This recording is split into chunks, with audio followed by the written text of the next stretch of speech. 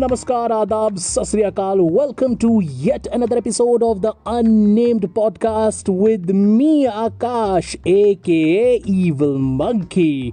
The Unnamed Podcast एक ऐसा podcast है जहां पर मैं यानी कि Evil Monkey बात करता हूं कुछ ऐसे लोगों से जिनकी लाइफ की स्टोरी इंटरेस्टिंगली बहुत ज़्यादा इंस्पायरिंग है और वो अपनी इस लाइफ स्टोरी के जरिए आपको इंस्पायर कर रहे हैं एंड ऑफ कोर्स सोसाइटी में चेंज लाने की भी कोशिश कर रहे हैं। मेरी आज की जो गेस्ट है she is a very interesting lady because she started her career in an architecture firm. और जैसा कि होता है लाइफ में कभी कभार कि आपकी कॉलिंग होती है कहीं और जब कॉलिंग आती है आपको कॉल करने के लिए तो आपको उस कॉलिंग को आंसर दे देना चाहिए। मैं आपको कंफ्यूज नहीं करूंगा। मेरी जो आज की गेस्ट है her name is Hema Chaudhary. She is quite popular in the motorcycling circuits in India. अगर आप रॉयल एनफील्ड को फॉलो करते हैं तो आपने उनका नाम कभी ना कभी जरूर सुना होगा। सो क्या है हेमा की interesting life story? Well, let's listen from her only. So, without any further ado, let's go and talk to Hema Chaudhary on the Unnamed Podcast. Hey Hema, how are you? Hi Akash, I'm good. How have you been? I've been good. It's been long that we had a word, isn't it? Been long, really long. I was telling my listeners कि you are working with Royal Enfield. So मैंने जैसे मतलब when you say you're working with Royal Enfield, so लोगों के दिमाग में ही एक interesting सी picture बन जाती है. So first of all, tell me how is the experience working with Royal Enfield? I think you've been working for the past 4 years with them. Yeah, between 3 to 4 years. Yeah. Working for Royal Enfield is definitely one of the best thing that has happened to me because it's one of the best organizations I've worked for. Very high on ethics and a lot of fun. Like yeah, and the work like because the work you do is more fun, na? Yeah. I mean, yeah, I can't feel bad about it. Yes. Yeah. So like you get to ride across India, yaar. What else do you want to do? Yes, ride across India, sometimes across borders also. Yeah. Exactly. And I remember a few months back, you put up a post where a Royal Enfield did a ride in, I think, in Leh with the army. Yes, so that was the Himalayan Heights expedition that we did with the Indian Army and the Himalayan Motorsports.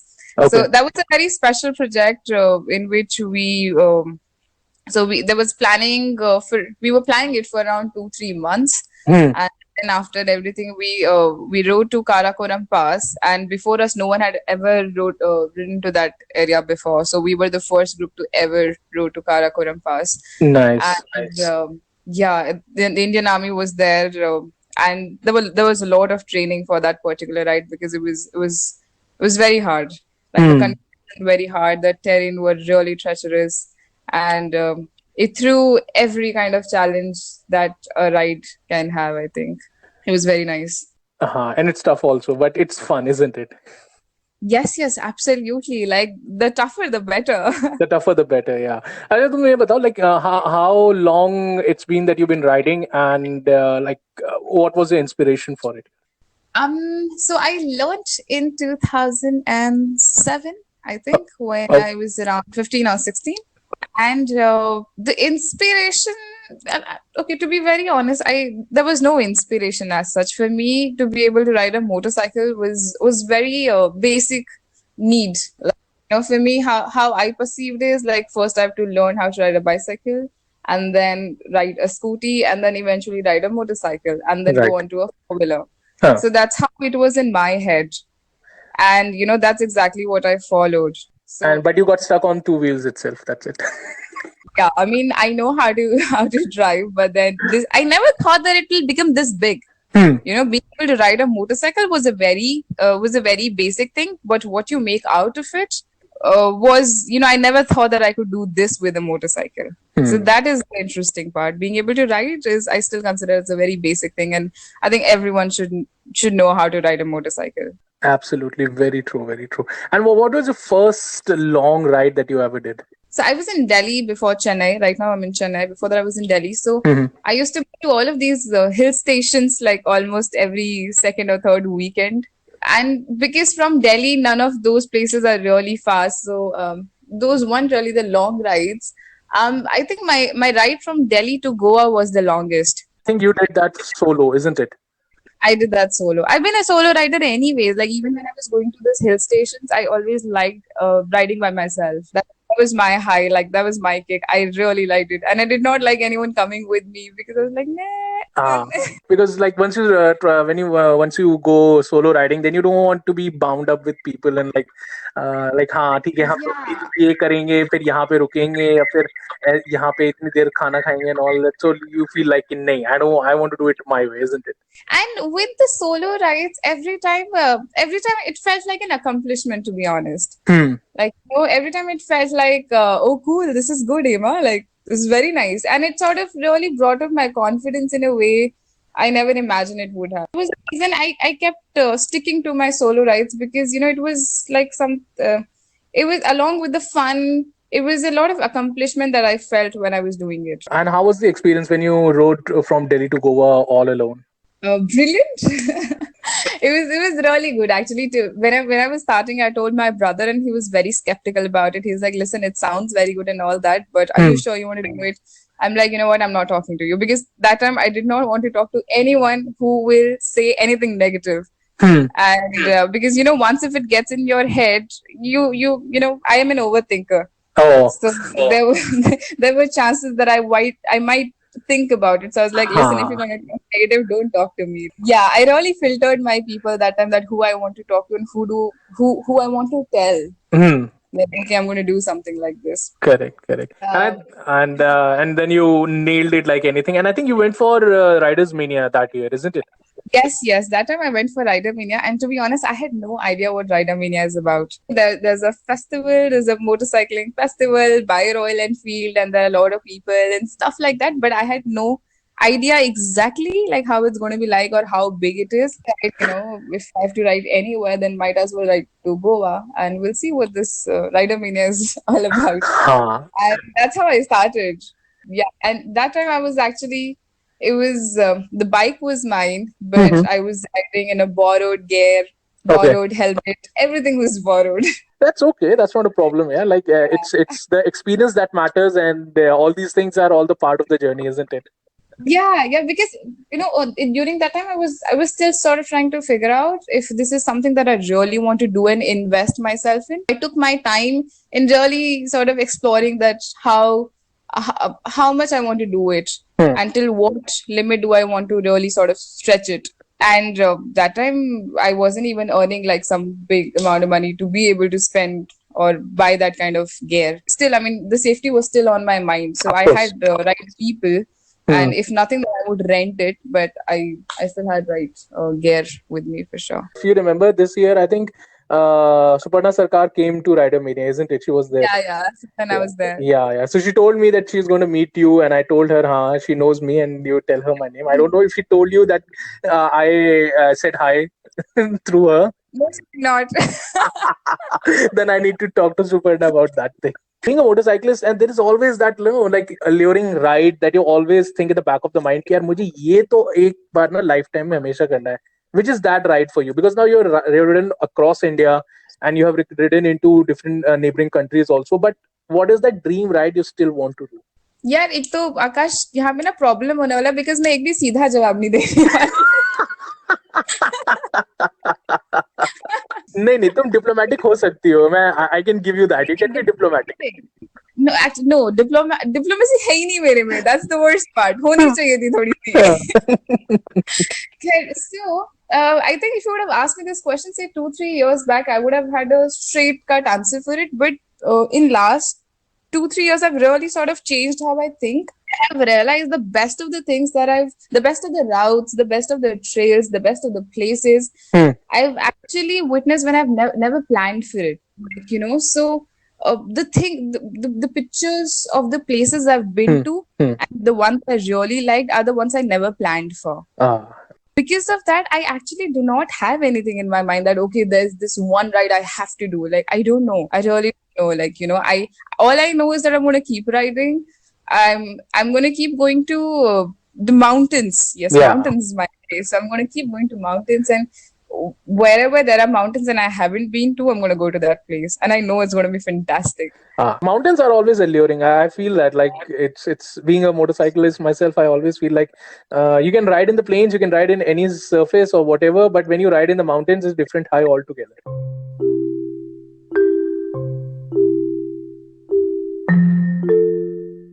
The Unnamed podcast अब Spotify, Google podcast और Apple podcast पर available है, और साथ ही साथ the unnamed podcast के सभी episode अब evil monkey vlogs YouTube channel पर भी अवेलेबल हैं. सो इन केस अगर आपको कुछ पीछे के कंटेंट सुनने हैं या फिर आप आगे के कंटेंट यूट्यूब पर सुनना चाहते हैं, so go to Evil Monkey Vlogs on YouTube and subscribe to the channel. And of course, let's get on with the show.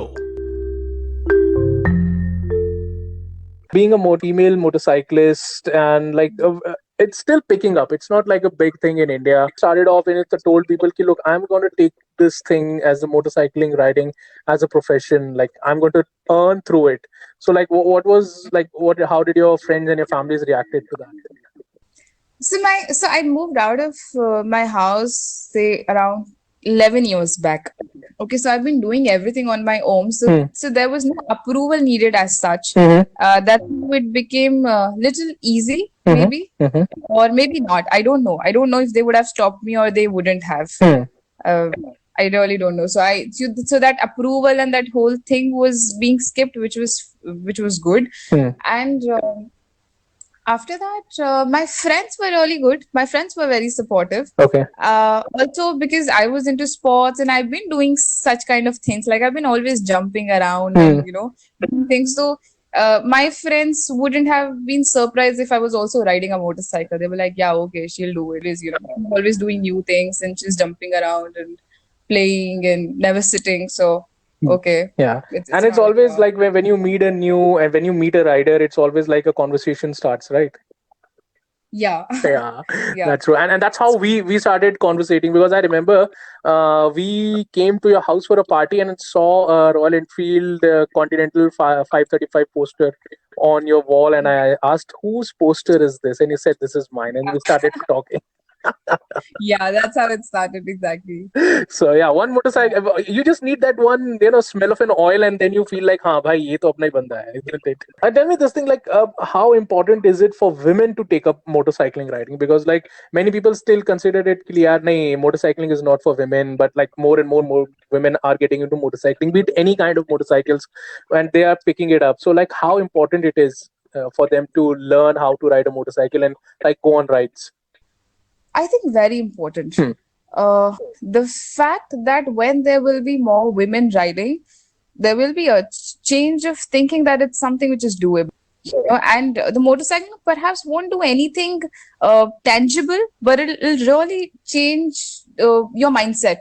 Exactly. Like it'll really give you that bit, the boost of confidence. And you, like, it's very hard to describe in how exactly will you change, but you'll really feel confident in yourself.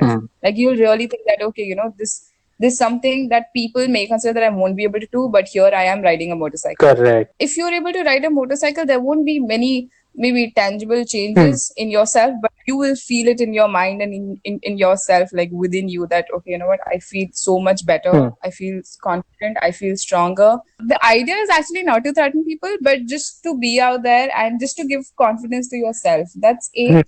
And being able to, and how I mentioned at the very starting, being able to ride a motorcycle is also should be as basic as you've been able to ride a bicycle or a scooty. Tell me this thing. I was just dying to ask you this thing. How many times people have just like their jaws have dropped when they saw a woman riding a motorcycle? Like you like come to a place, you are all geared up, and then you just take off your helmet, and people are like, what the hell? There was a girl riding this motorcycle. How many times this has happened to you? Initially, it has happened a lot of times, and initially I knew it because I was observing it, and after a point, then I just stopped observing it. But I'm sure it happens now also. But it has happened for sure. Like a lot of time when I'm at the signal, I can feel that people are looking. A lot of time I've actually seen that when I'm riding on the road, like the person would take out the camera, and I mean not in a wrong Yeah. way, but just to sort of take a picture saying that, hey, listen, there's a girl riding a bike, and maybe to show Yeah. to his or her, and not just guys, even girls. Right. I think it's just about the people on the road, and because it's something which is very rare, Right. so it's attractive. Very true. Very true. Like, And like now, let's come to the question like lockdown. So like being a motorcycle riding person, lockdown is the worst thing that can happen to them and to us. So like, how are you coping with this thing?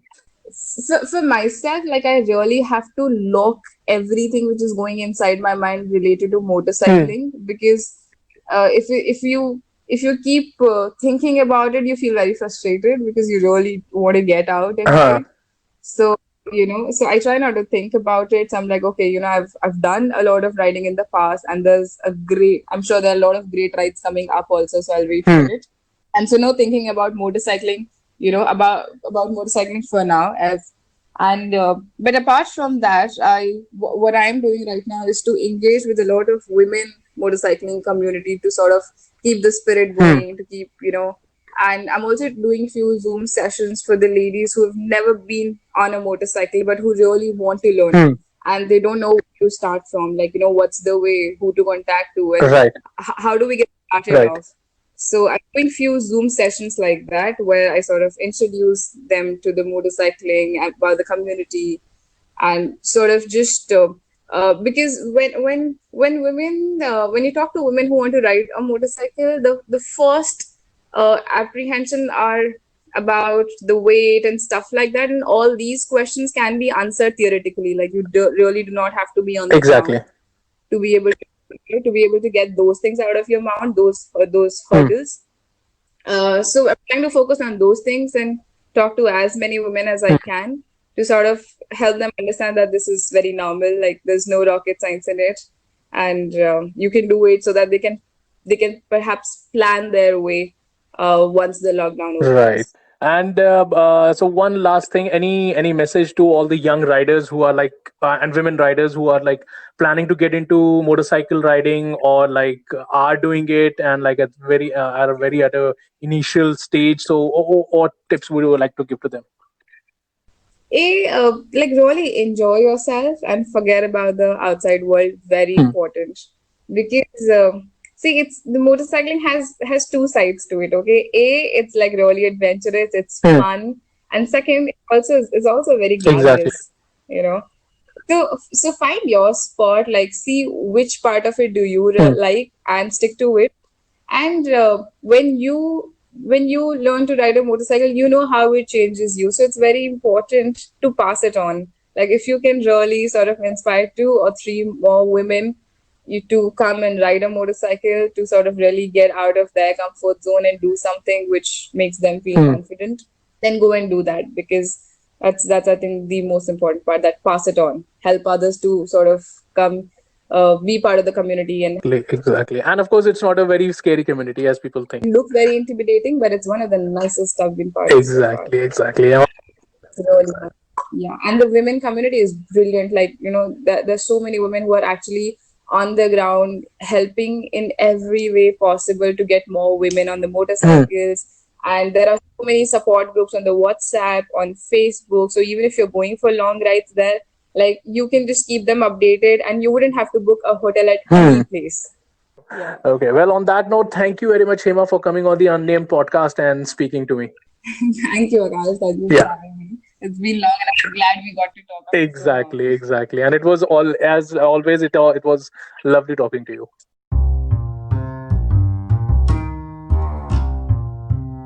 So well ये तो था बहुत ही exciting सा interview Hema के साथ। और अगर आपको ये इंटरव्यू पसंद आया सो वेल मेरे पॉडकास्ट को फॉलो और सब्सक्राइब ज़रूर करें। इन केस अगर आप ये पॉडकास्ट यूट्यूब पेज पर सुन रहे हैं मेरे, which is evil monkey vlogs, so don't forget to subscribe to the channel and hit the bell icon for notifications. And in case अगर आप गूगल पॉडकास्ट या फिर एप्पल पॉडकास्ट या फिर स्पॉटिफाई पर इस पॉडकास्ट को सुन रहे हैं, so do follow me and मैं आपसे मिलूंगा अगले हफ्ते एक और इंटरेस्टिंग पर्सनालिटी के साथ। Till then you guys stay cool, stay tight and of course live life human size.